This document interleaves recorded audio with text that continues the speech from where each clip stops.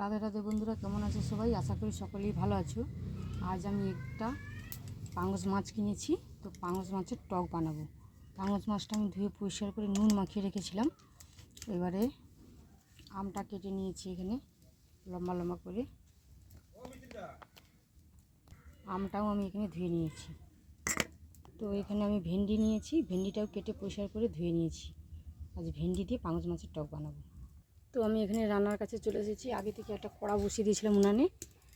তো কড়াটার মধ্যে আমি এবার একটু তেল দিয়ে দিচ্ছি। তো কড়াটা গরম হয়েছে, কড়ার মধ্যে আমি একটু সরষের তেল দিয়ে দিচ্ছি।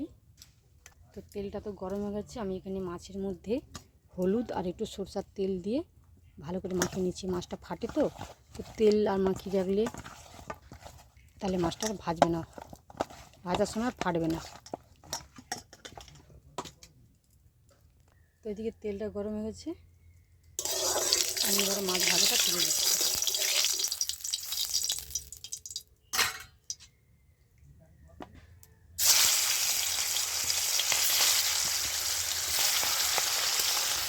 সেই পাশে মাছটা আমার ভাজা হতে থাক।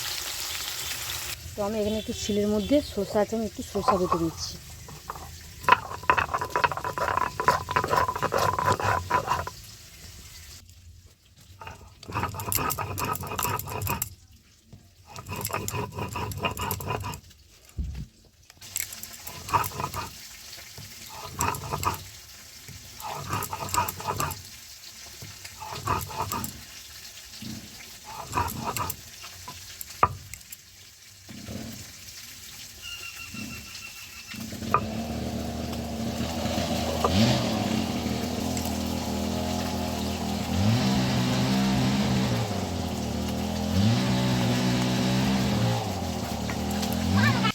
তো সরষাটা বেটে আমি জলের মধ্যে তুলে নিয়েছি।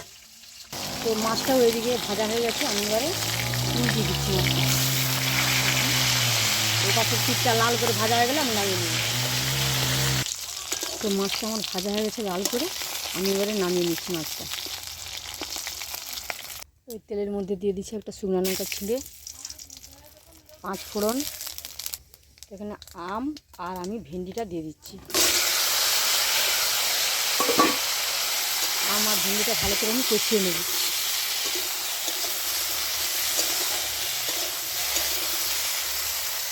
তো ভেন্ডিটা ভালো করে নাড়া হয়ে গেছে। এবার আমি পরিমাণ মতো নুন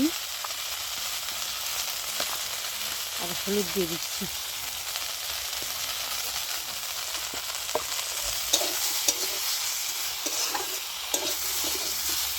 নুন আর হলুদটা ভালো করে নেড়ে চেড়ে আমি জল দিয়ে দিচ্ছি।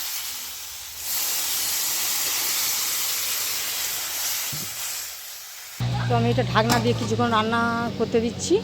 তো ফিরে আসছি কিছুক্ষণ পর। ঢাকনাটা খুলে দেখতেছি, ভেন্ডিটা আমার প্রায় সেদ্ধ হয়ে গেছে।